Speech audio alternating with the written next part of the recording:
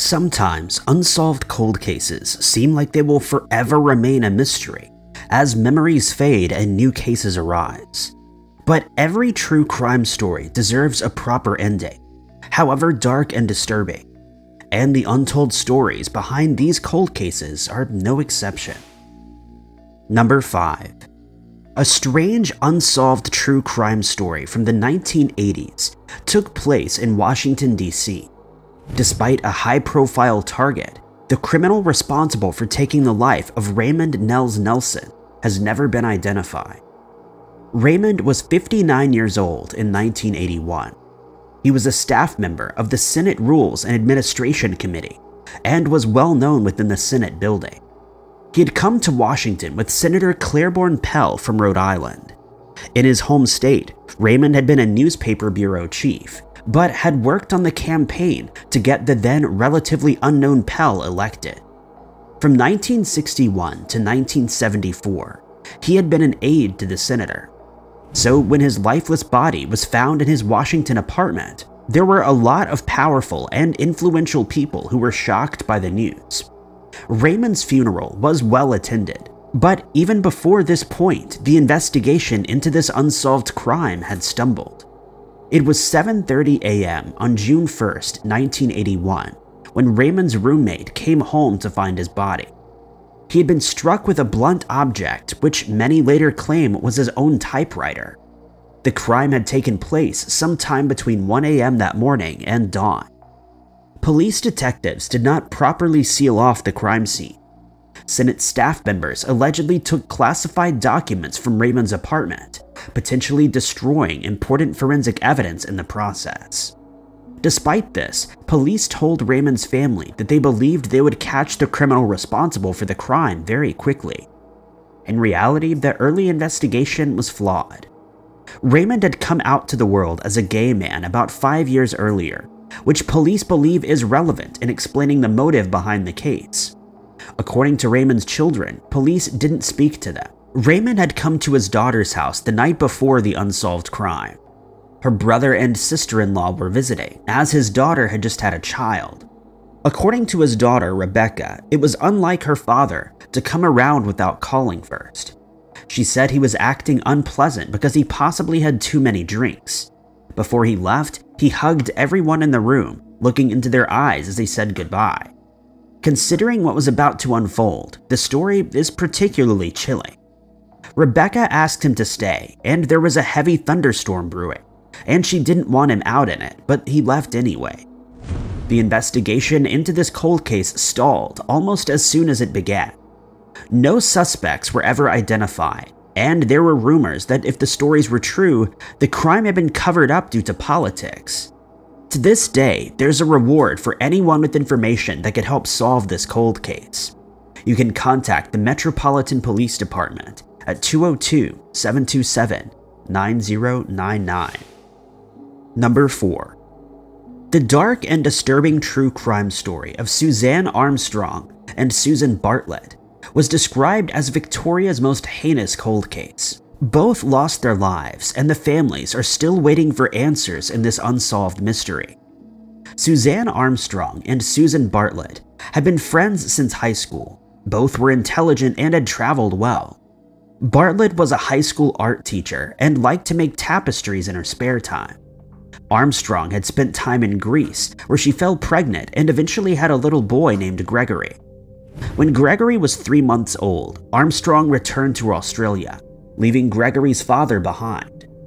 Armstrong moved in with her old friend. In October of 1976, they moved into 147 Easy Street.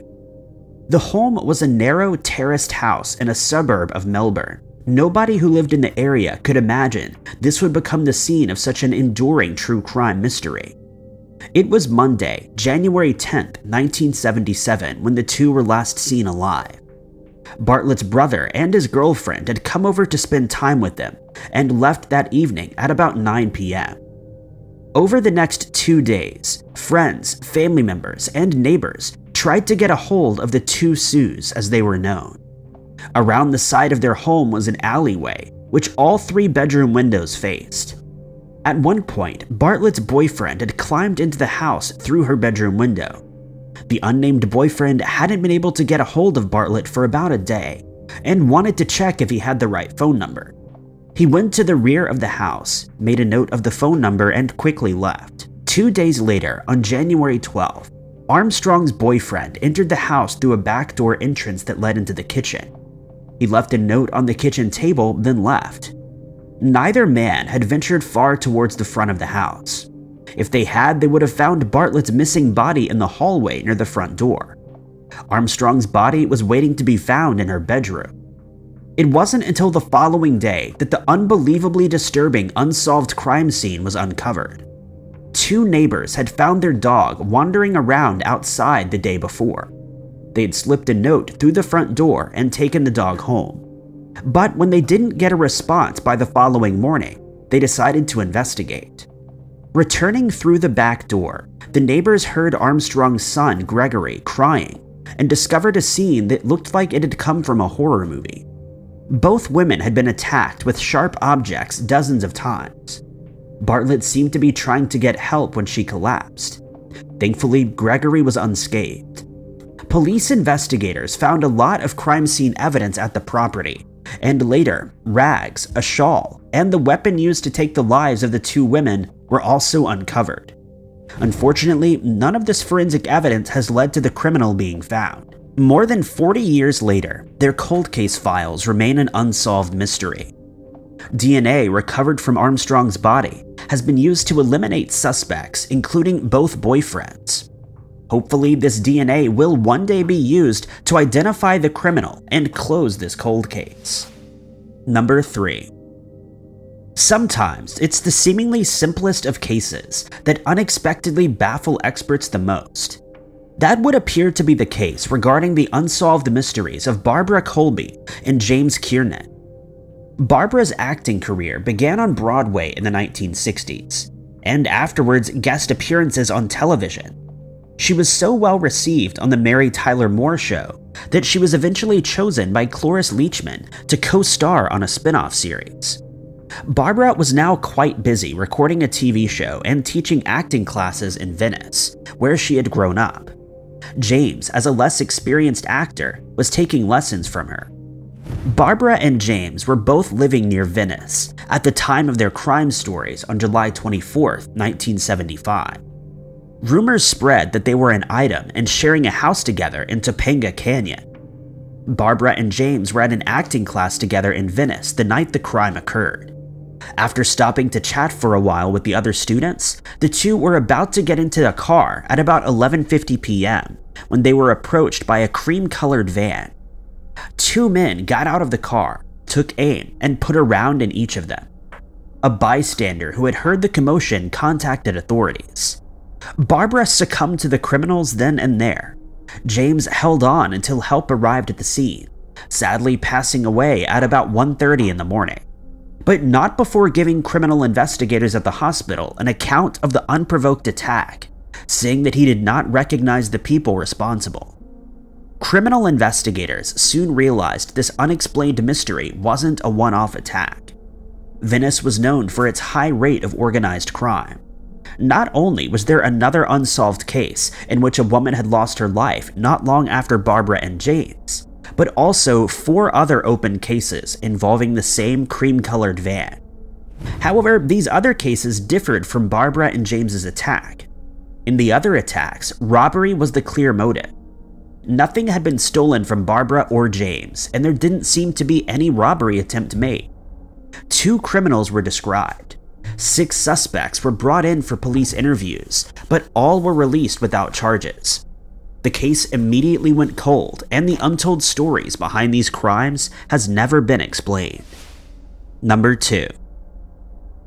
On July 15, 1977, Donald Mackey left his furniture store in Griffith, New South Wales at about 5:30 p.m. He had promised his wife he would be home by 7 so he could watch the kids while she went to a meeting.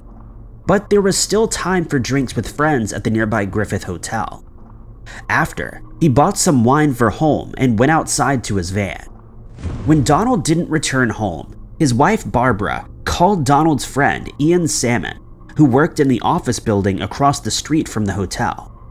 Ian said he would go to look for Donald. At about midnight, with no sign of Donald, he contacted police to launch an investigation. Not long after, he spotted the van in the parking lot.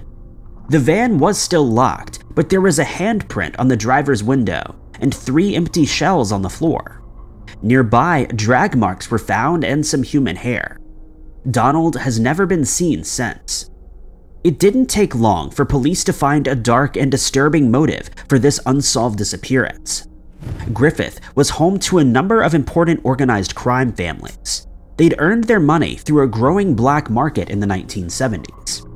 Donald owned a furniture company, and he was also a political activist who actively campaigned against these notorious criminal families.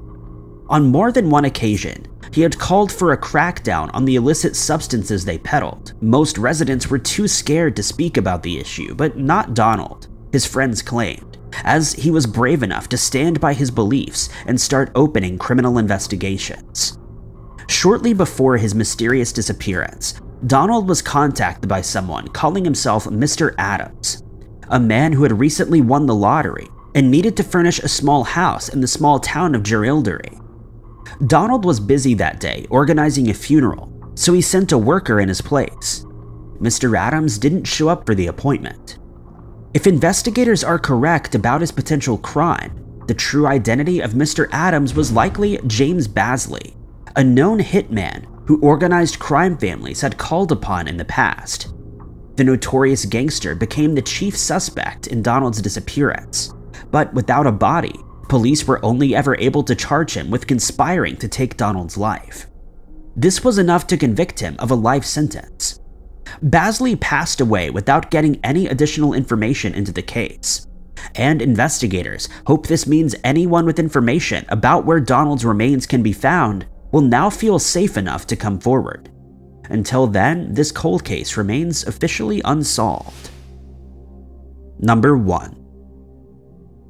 The unsolved true crime mystery of Joanne Webster is one of the most puzzling cold cases on file. On November 28, 1981, as she returned to Boston, Massachusetts after her Thanksgiving break, the 25-year-old Harvard student mysteriously vanished without a trace. A botched criminal investigation followed before her remains were found 9 years later. Joanne was a bright young woman studying design at Harvard. Her parents, George and Eleanor Webster, had previously worked for the CIA.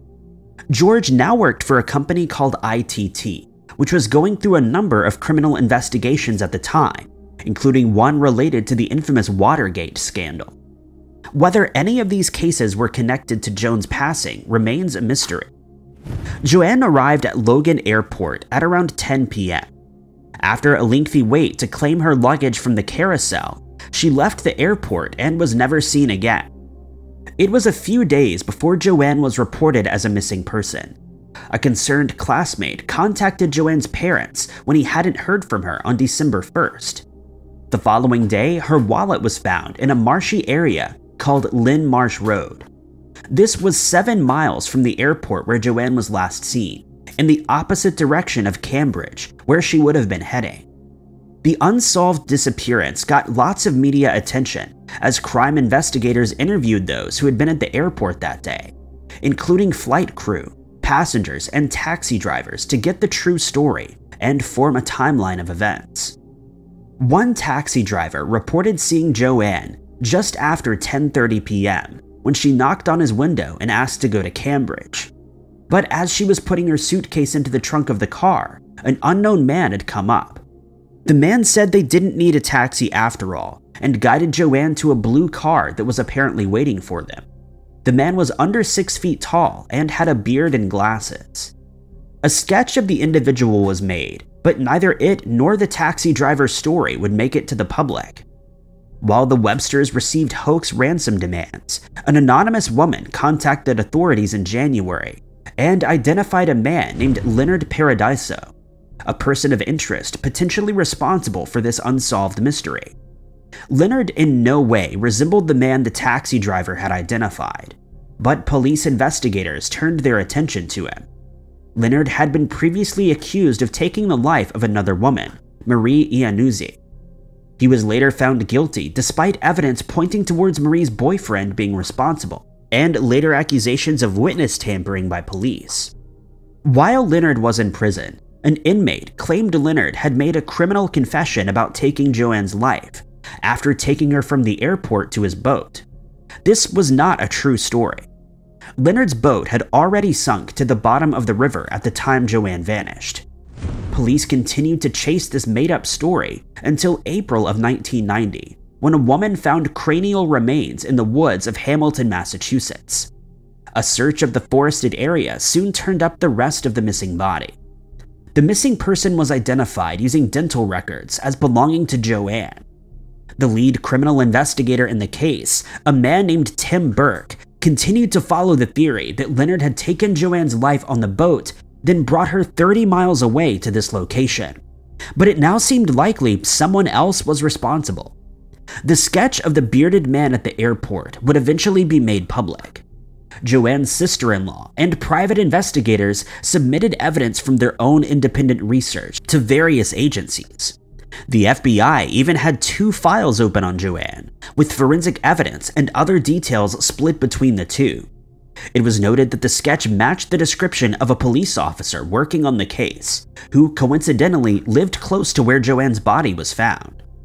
Joanne's case remains an unsolved mystery. With many of the possible criminal suspects having already passed away, it's possible the unsolved cold case will never be closed. Thank you guys so much for watching. If you liked this video, be sure to hit that like button. Also, don't forget to subscribe and click that notification bell to keep up to date with all of our future uploads. But my name is Ty Knotts, and I'll catch you guys in the next video.